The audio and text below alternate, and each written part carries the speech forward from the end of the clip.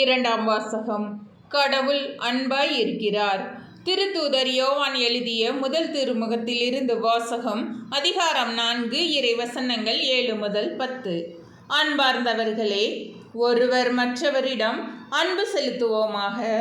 ஏனெனில் அன்பு கடவுளிடமிருந்து வருகிறது.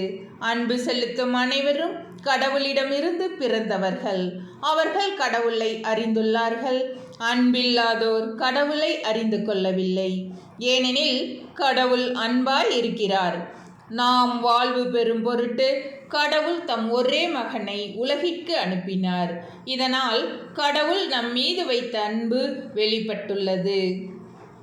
நாம் கடவுள் மீது அன்பு கொண்டுள்ளோம் என்பதில் அல்ல, மாறாக அவர் நம் மீது அன்பு கொண்டு தம் மகனை நம் பாவங்களுக்கு கழுவாயாக அனுப்பினார் என்பதில்தான் அன்பின் தன்மை விளங்குகிறது.